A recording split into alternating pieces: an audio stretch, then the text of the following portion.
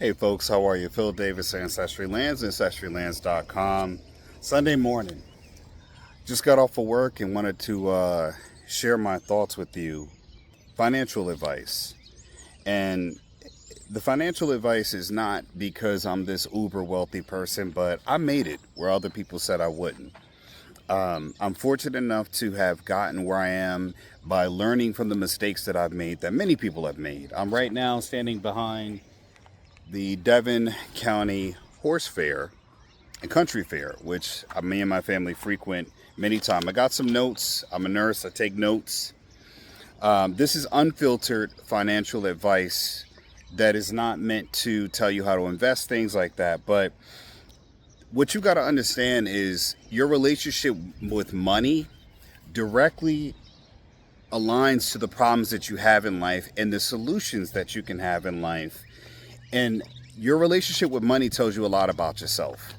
The first thing I want to tell you is that money, if you think money, you identify, or money makes you your identity whole because you have a lot of money, that's the wrong way to think. What money tells you about yourself and the way you spend it, the way you save it, the way you invest it. Even people who invest money that have millions of dollars invested could lose it because they don't have that emotional security, that emotional foundation. In life, there are things that you need to have in order, personally, in order to be able to gather money and use money as a tool. Like when you say, Phil, what do you think about money? I think of money as a tool. My wife, she tends to look at money as something to hoard, conserve, to keep, never lose. But I always take a verse from Omar and The Wire, HBO. Man, money ain't got no owners, only spenders. Spenders, and that's true. Money is a tool that it's a vehicle that you use to get you to different places in life. And the how much money you have is related to like the type of vehicle, metaphorically, that can get you to the destination that you want to go to. So you think of money like a fast sport car with no gas. It's only going to take you so far as if you had a boat that can take you across the continent, from continent to continent. That's having what we call long money. Money that stretches out, that can, that makes more money, that sees you through tough times. I mean, it's great looking rich. It's great driving nice cars. You can rent a car. You don't have to own a nice car that's a wealthy car, a sports car. You can rent a sports car, man. I rent cars all the time to take me places, and you can get them as nice as you want as long as you got the money to afford. But that is not the status symbol that you need in life. What you need, real money. Real money is when you lose a job and you have 12 months of emergency fund. Real money is when you get injured and PTO is run out and you only get 50% from the state based off your pay, but you've got money in the bank reserve that can get you through, and you don't have to sweat going to work or getting back to work in order to keep your finances going on. When you have children, money is being able to afford those luxuries that are now necessities, and many people don't tell you about that in life. They do not tell you about the luxuries that you need in life. They become necessities, and people don't see that. They do not see that after a while you start living a certain standard of life, and people expect you to provide that. Children expect you to provide that in life. There are certain things that you need to have in order to obtain money and master money. Master money in a way that you can have good money habits. One of those things is discipline. You need to have good financial discipline. Many times the best test that you can use, and I'm telling you this all the time, is the ability to not purchase something right when you want to purchase it. I'm not talking about groceries. I'm not talking about you need water, the basic necessities. I'm talking about many times I want to buy something, a new computer. I'll sit and wait on it. Let 24 hours go by, and if you still want to purchase that item, you go and you want to get a car. You want to go and get a new TV. You want to go and buy this. Buy things that you don't need, things that you want. Wait 24 hours and see if you still want it the same passion, the same way, the same necessity that you did the day before. If you still want it, then it probably is something that you want to buy. 9 times out of 10, you want to buy it because it's an emotion, or you see it right there and you created environment for yourself where you think you need to purchase it right now. Case in point, go to a grocery store hungry rather than go to the grocery store with just eating a full meal.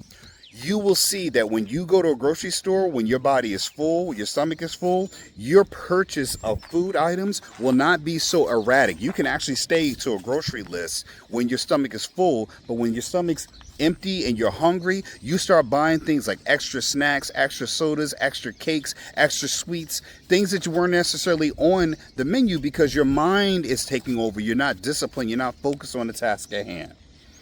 Another thing that you need in order to master money is you need foresight. You need the ability to see ahead in life. When I say see ahead in life is I have children and my children are getting older. I know my daughter who's 11 is going to need a car one day. So I should not be surprised when she gets to the driving age that my daughter now I'm have to deal with another car, insurance, things like that. There are things that are going to come up in your life that are known occurring things that are going to happen. These things are coming. You got to prepare for them. If you have a child or you want to have a child, you got to understand that your expenses will go up. The more things that you want and aspire to in your life, the more it's going to cost you to have and maintain those things. I've talked about that before. I'm a landowner, massive amounts of properties that we own, my wife and I. But it's still, even to own and sell those properties, we still have to pay property taxes on all the properties we own. Now that sounds great and all of that bragging stuff about, you got 100 properties you own. That sounds good when you're out there and you're macking and you're doing a game, and it looks good when you say it on a YouTube video, but not a lot of people tell you about, hey, what happens when some of your inventory doesn't sell and you got these properties in here? Well, you got to have enough income to pay for those properties and property taxes. You got to have income to market for those properties. In order to sell the property, someone's got to find the property. You can't just sit out there and somebody says, oh, I just landed here on Ancestry Lands and all of a sudden now I want property. People have to be brought to the idea of that they want to purchase property. But it's my responsibility to be financially astute and understand that, hey, I've got to have money to maintain that. I've got to have money so I don't lose that. It's one thing to get it, to buy something, but it's another thing to maintain it. My truck here, in order to have a car, a truck, any kind of vehicle, there's a money to purchase and there's a money for upkeep and maintenance. And then you want to do stuff like throw rims on it, things like that. There's a cost to upgrade your lifestyle, to upgrade this car, to get leather seats or to put a TV in. There's a cost to even rent a different car. And when I say that is that you have to understand that while you are young or even older and you want to upgrade your life, you have to think about the cost of maintaining that lifestyle. And that's what most people don't think. The other one is planning. That kind of goes with foresight, but foresight is the ability to see or perceive things that are going to come into the future. Planning is the process by which you get to that point. Yeah, there's plenty of times where we know we're going to college, we're going to get out, we're going to get a job, get a degree, but the foresight is being able to plan a degree or look at a degrees and what fields are playing right now.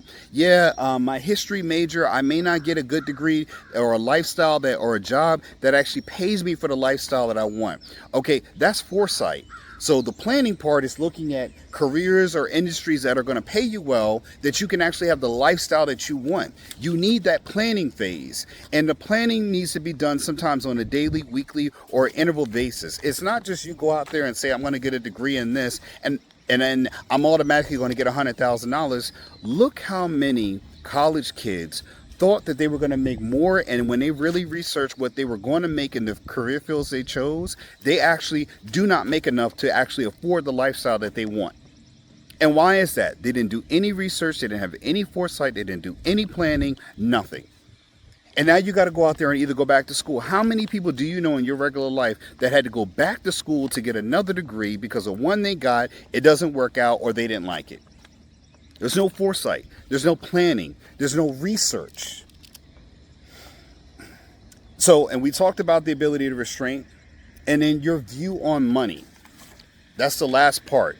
Your view on money has to change. Your view on money has to be looked at in a different way. You cannot have a scarcity mindset, which people talk about all the time, scarcity mindset. You cannot have a scarcity mindset in the fact that you're worried about losing every dollar. One thing that my wife and I battled on many a times, and I'm telling you, just different mindsets, nothing wrong with my wife, it's just that While she is more scarcity mindset with money, I'm an abundance mindset with money. And the reason being is that I know I have multiple ways that I can make a dollar. And I'm not talking about make $100 here. I can make thousands of dollars just not being a nurse. And I've done it and done it time again. I understand that my work ethic allows me to be able to go out and be able to be a hustler. When I say a hustler, somebody who's about getting money that can find ways to make more money in life. And that comes from my abundance mindset. Abundance mindset doesn't mean that I just decide I want to spend every time I get a dollar. It means that I know I have multiple ways that I can make money. Now, you can have multiple streams of income, but you do not always have multiple ways that you can make money. So it doesn't matter if you lose those streams of income, those streams dry out, because we know in life and in nature, streams dry up all the time. There are areas where there were oceans, the deserts that are now oceans that are now deserts. There are areas that were that are now jungles that were deserts. It all changes up. What's a stream can be dried up at any point. You could have a source of income that comes that you lose in a day. So you have to be the fountain that the streams flow through. It can't just be you get it from your job and you got 2-3 jobs. You have to be the ability, the money maker. It has to be with you, which is why I tell people all the time about being able to self-market yourself. You have to be able to be the brand, your own brand, a walking, talking brand. On my channel, I don't have people that are editors, although people want it. I make my videos, I edit my videos, even the videos that I use to do AI or I do interviews, that's me. So when I sell land or I talk about insurance, I got the license. You know why? Because I didn't want to tell you had to go to someone else to go get it. I went through it, so you can't, the person you're negotiating with is me. Now, what gets in the way of your relationship with money? Distractions, right?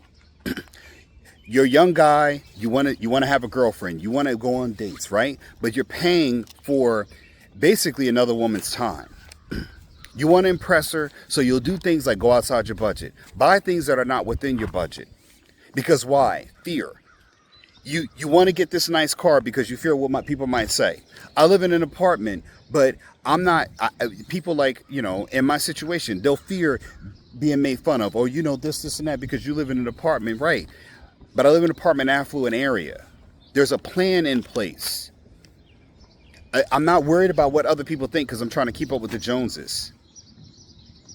That's a one thing holding you back. You don't want to show the girl that, you're struggling or you're trying to make it. You need to have somebody who's on your plan, on your team, on your side that understands. Because a lot of times, guys have spent money on girls who aren't interested in them, and they've spent more money trying to keep the girl than making money and the girl wants to get with them.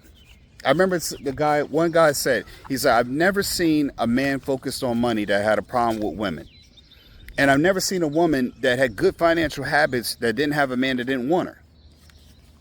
So distractions and fear are the things that's holding up. Every time you see a new ad, a new car, a new show, if you have a financial plan in place and you have a budget, you need to stay within those parameters because, again, life is meant to distract you. That's the test to see if you truly want something is distractions, is the fear of missing out. A girl don't want to be with you because you can't buy her all the nice things. Hey, man, you got to go and find that dude out there.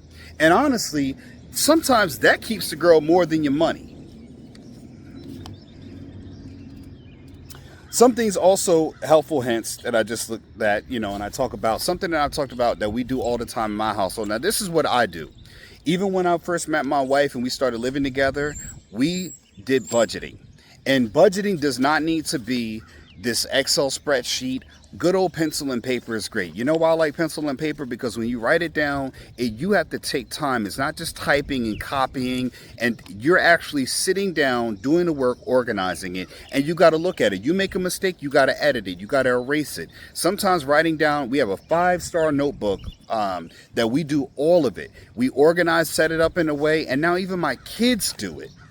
We have them do it so they can learn how we're budgeting, so they can see it. When you have it on a computer somewhere, when you spend something, you're not pressed to write it down. You can enter it in later. When you're writing stuff down, there's a part of that muscle memory that commits to your memory. which is why writing things down is so important, and we're losing that because people are lazy and they want to cut corners. They want to do things that are easier. But guess what? If having a good financial successful life was easy, then everybody would not be broke. You wouldn't see all these layoffs and people be worried about it. People wouldn't be on Section 8. People won't be on government assistance. If that was so easy, the government would not need to exist because people would be able to do it themselves. We could just run the economy with just a small group of people then, right? You wouldn't need credit cards because everybody had money. If everybody had money, then what would be the use if everybody could do it? That's not the case. Other things you can do is, like I said, do a budget. Write down your expenses. Write down what your income is. Get a good financial picture of how your income versus your expenses are. When you start balancing that out and you see, hey man, and you track it month after month after month after month, you start seeing your trends. Right now, I always say I take out the Shark Tank. I really like Shark Tank for a good reason, because Shark Tank, you got to know your numbers. When they walk in, they're discussing numbers. Everything matters. Doesn't matter what your brand is. If your brand's successful, show us your numbers that match. Show us you're in profit. Show us that your cost for services. What are your expenses? What are your income? That's all they talk. They want to know if they can invest in it. And that's what you got to say. Is my financial life something that another person could want to invest in? If you look at it that way, you will say, I'm going to date that way. Saying, do they have the financial health or the financial wherewithal, financial knowledge where I could say I'm going to invest in them? Because a lot of times people are investing in looks. They're investing in body, they're investing in the car, what someone has, but they're not investing in the mind of, do they know their numbers? Do you budget? Do you track your expenses? Can you anticipate? Can you have foresight? Do you have planning? Do you have discipline, financial discipline? You got to vet people in your life. You got to have, do you have people around you that understand finances that you could talk to? I mean, if you got friends, the only thing you do for guys is you just talk about the games, women, and BS. You can't talk about anything that's important. Nothing. Then you're not around people who are going to actually elevate you or help you in a time of need. You can't be the only one in your circle talking about you're the wolf of Wall Street, but everyone else is around you broke.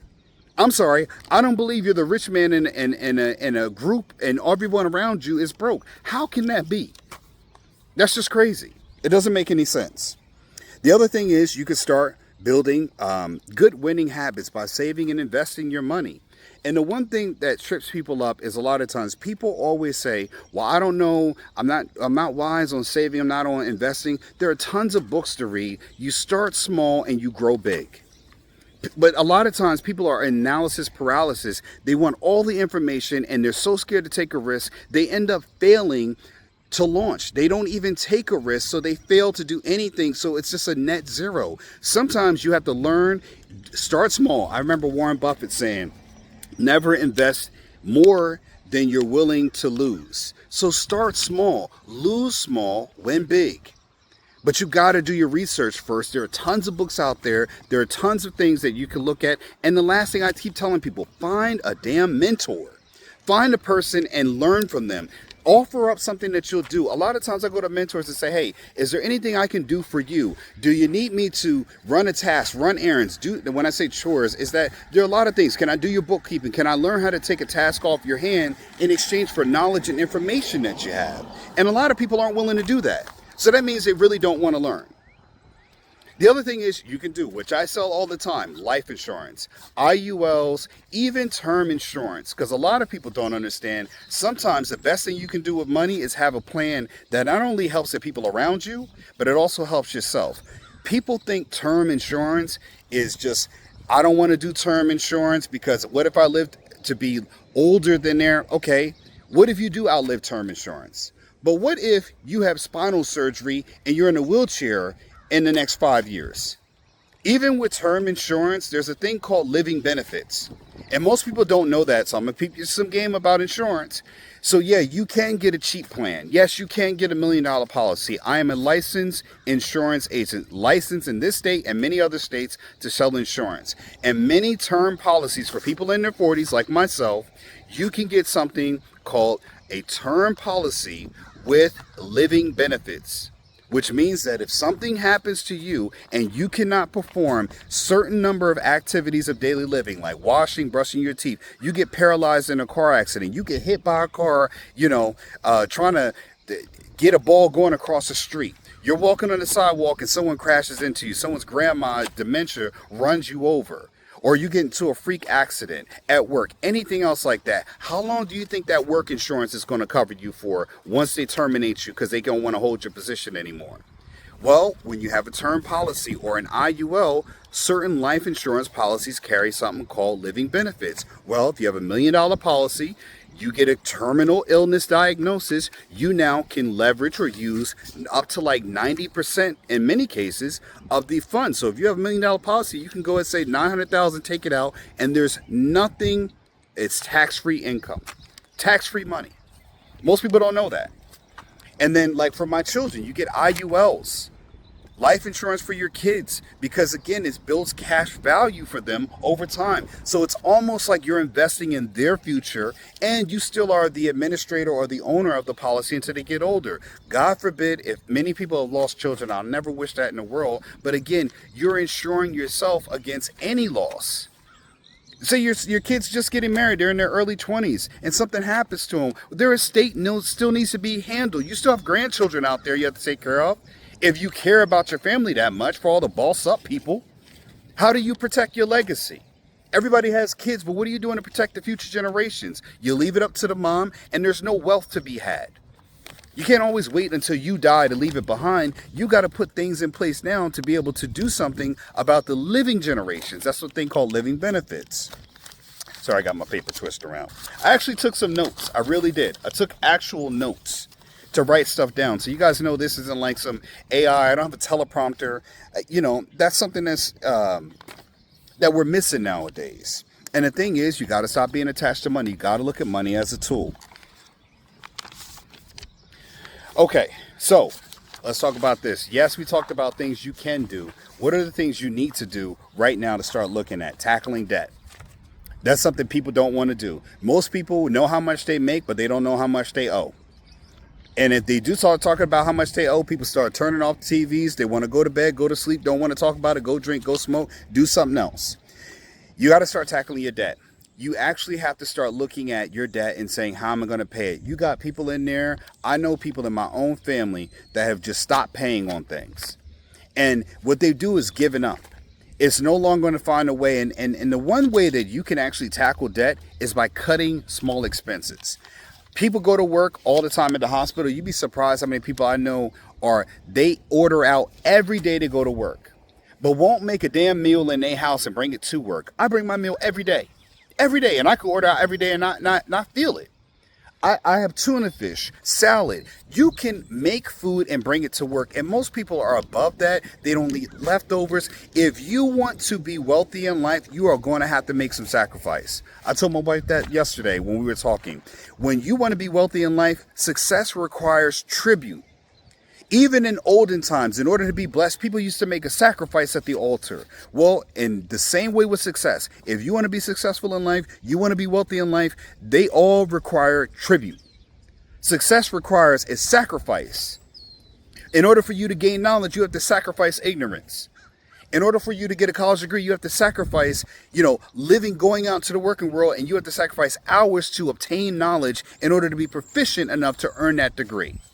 And they test that knowledge through a series of tests called exams.